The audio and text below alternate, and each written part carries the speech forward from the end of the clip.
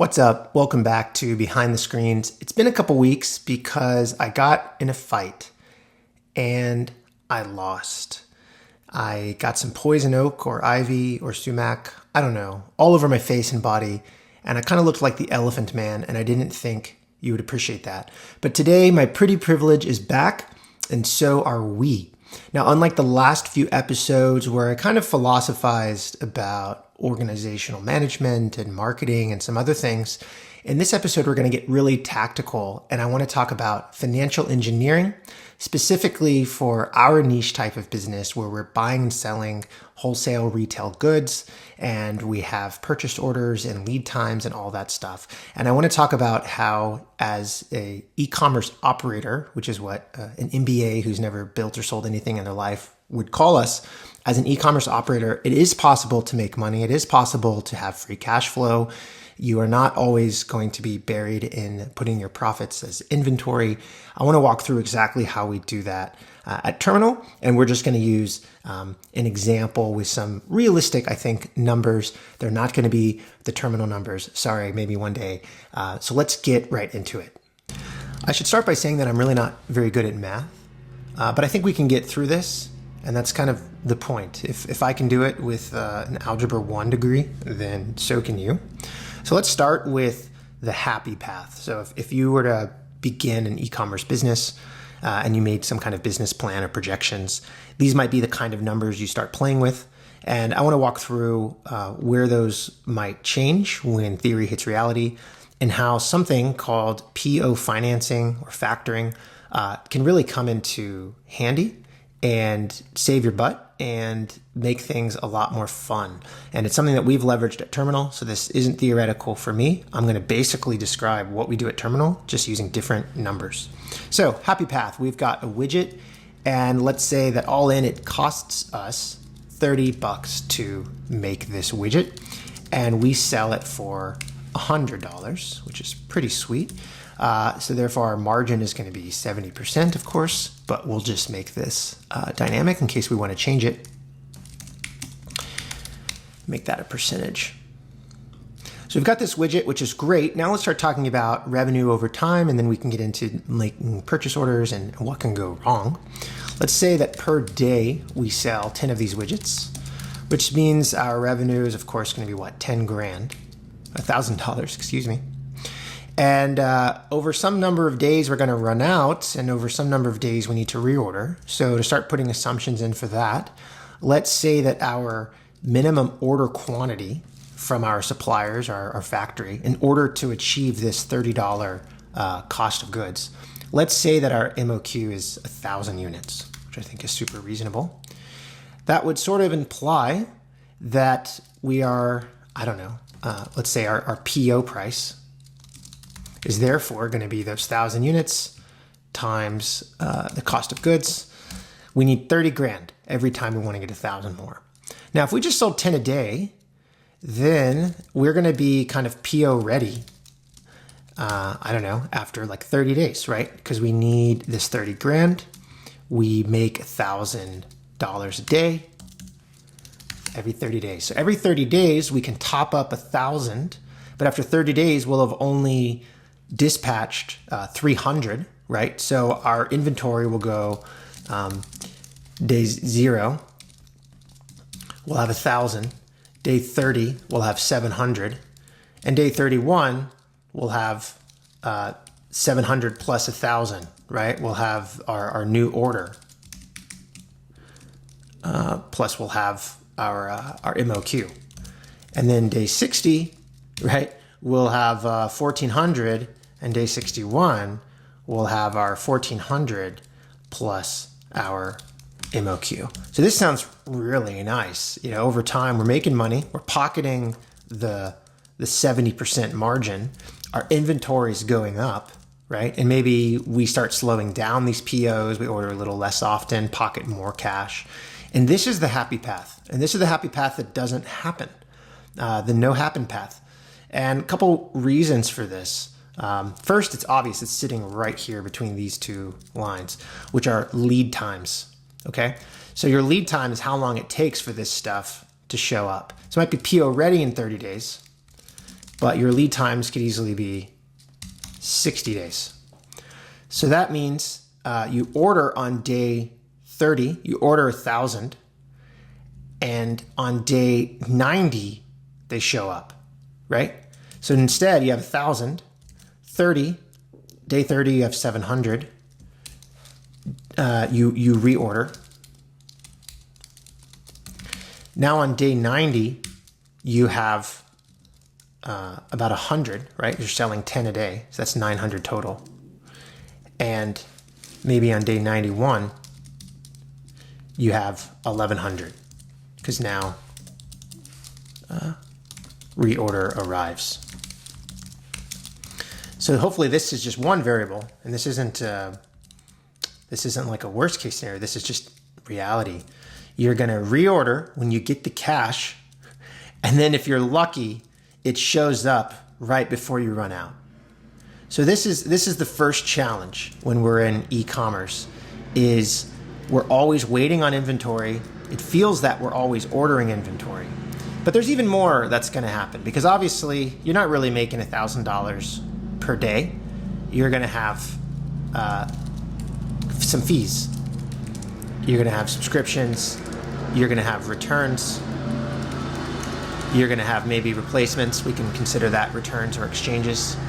So you're really not making 1,000 a day, which means you're really not able to place a PO on day 30. Not to mention you've got salaries, right? You've got people, probably. So on day 30, you don't really have 30 grand. So it's more like maybe on day 45, you place your reorder, right? On day 45, you place your reorder because it took you that long to accrue 30 grand left over, right? Day 45, you've generated 45 grand, but minus all your fees, now you've got 40, 30 grand to go. So you've sold C6 units per day times E12. You've sold that many, which means you're going to have your 1,000 units minus that. So here's where you place your reorder. We already know our lead time 60 days. So day 105, you've now got 0. And now day 106, you've got 1,000 again, right? So this is even more realistic because, again, this isn't really hitting your account in 30 days. So now you're destined to sell out every couple months. When you're sold out, you're not making any money, most likely, unless you do pre-orders. People don't love that. So you're sold out, you're not making any money. And if you go through this cycle just a couple times, what you'll notice is that your sold out period starts to last longer and longer. You'll be sold out for 10 days and then 15 days and then 20. And the biggest driver there is going to be these lead times. And so what we want to do is place larger purchase orders, and we want shorter lead times, right? But one of those two variables is easier to change. Lead times, factories, other clients, holidays, not so easy to change that. We've found we place large orders, we place small orders, lead times are the lead times. But what we can change is how big our order is. If we have a really big order, it takes 2 months, but it lasts us 4 months, then we're not going to run into this scenario. But how can we place larger POs? We can barely place this smaller PO halfway through being sold out. That's where PO financing is going to come into play. So let's come up with a loan. And I'm going to give you numbers that are realistic in today's market. These are numbers, we've gotten these numbers. We've gotten numbers better than these numbers because I think we have a strong business. But let me give you realistic numbers I think you can go get today. Let's say we have, I don't even know if this is a good number, but let's say $60,000 loan. I'm just choosing this because it would allow us to do a bigger PO, a 2x bigger PO. And we're going to have an interest rate of 6%. This is going to be a flat fee, by the way. So a 6% interest rate, which means our fee, total fee, is just going to be, those two multiplied, right? So $3,600. Now already off the bat, well, maybe this sounds expensive, right? It's like, sounds like 10+% of our old PO price. But first of all, it's a double-sized PO. So it's really like 5% kind of fee, 6% obviously, exactly. But what does that mean for us, practically speaking? Well, it means that our cost of goods is about to go up. So our cost of goods was $30, but now I can get 2,000 units instead of 1,000, and now I'm going to pay $3,600 extra. So our fee per unit, like our interest fee per unit, is going to be that $3,600 divided by the MOQ, or the PO, which is going to be our MOQ C9 times 2, right? Because we're going to be buying 2,000 now. So $1.80. So our new COGS is going to be, right, our old COGS, C2 plus that. So our COGS is changed, which means our margin is going to change. It's going to get a little worse, right? Our margin's now going to be our sale price, C3, minus our new COGS, C19 over 100. Margin went down a couple points. And that's not great. We don't want that, right? But here's where things get really interesting. 2 ways. First, our new sketch over here is going to be a lot less painful, because now we're going to have 2,000 units. On day 30, we're going to have 1,700 units, right? And on day 45, right, we're going to have, we're still selling just 10 a day. So we're going to have 550 fewer, which means we're going to have 2,000 or 450 fewer. 2,000 minus 450, so 1,550, right? We're going to reorder if we want. We don't even really have to. We can reorder on day 100. Now we're 3 months out reordering. And as you get the picture, we're not going to sell out, right? I don't even do all the math here. We're not going to sell out. But we still have to handle this kind of persnickety drop in our margin, increase in our costs. And that's kind of why I chose the $60,000 number, 2x our normal rate. Because in a lot of cases, you're going to be able to save on your cost of goods. So if you double your order quantity, maybe you'll save 3-5%, 10% on that cost of goods. So now you might get COGS savings. Let's say they're just, I don't know, 7%, something like that. How that's going to impact you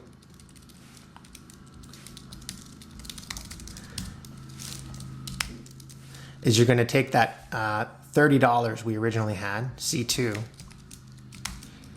and then subtract out that one improvement. Your COGS might be that much lower. Maybe that's too aggressive. Okay, your COGS are now that much lower, right? Which means we're talking $1.50 saved per unit. But look at this, our fee per unit is $1.80. So now your net fee per unit is 30 cents. So by paying an extra 30 cents per unit, you're going to enjoy never selling out and having more cash. And one detail I didn't mention up here in this PO loan is the payback terms. So I mentioned we're talking about a flat fee, 6%. But what does that mean over time? Over time, you can get terms like this, 3 months, 6 months, 9 months. I'm saying that because we've done all of that. We've done 3 months, 6 months, 9 months at 4%, at 5%, at 6%. So these loans are out there. You can get them from private investors. You can get them from banks. You can get them from, probably don't get them from people who send you junk mail in your mailbox, right? Business loans, fast. Don't get them from people who text you and you don't have them saved in your address book. But you can get them. They're out there. And when you start to crunch the numbers, you get 2 big benefits. You don't sell out. You're not stuck with tons of inventory and no cash. And when you don't sell out, your sales actually increase because conversions go down when you don't have what people want to buy, right? And then further, the hit that you take because of this interest can be mitigated or even completely bypassed from the cost savings as a result of larger POs. And then one final benefit, and this is kind of an operational thing, maybe just me personally, I don't enjoy placing POs. right? I don't enjoy talking to suppliers and making spreadsheets like this one.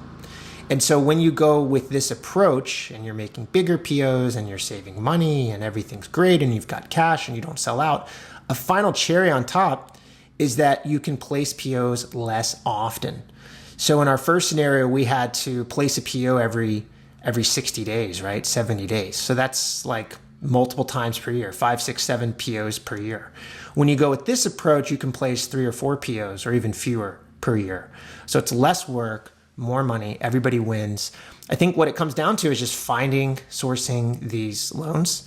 I am not a lender. I am not a sourcer. I don't have some special knowledge, but you're welcome to reach out to me and I can kind of give you a little bit more inside baseball about how we've kind of done this. But I highly recommend it. It's turned us into, a more profitable company, and it gives you a similar kind of cost basis, operating capital basis as running a software company, even though you're running a hardware company and you have warehouses full of stuff to sell. I hope this was helpful. If you're interested in more complex, advanced examples of financial engineering than simply PO financing, I highly recommend a book called The Outsiders. It's by a guy named Thorndike, I think, and it profiles 8 different CEOs who massively increased their enterprise value and in many cases as well their cash flow through financial maneuvering versus what we think we have to do to increase enterprise value all the time, like taking risks and creating massive innovations. Innovation obviously has a place, but you have to survive in order to innovate. You do not necessarily have to innovate in order to survive. So something to think about. Catch you next time. Until then, stay focused.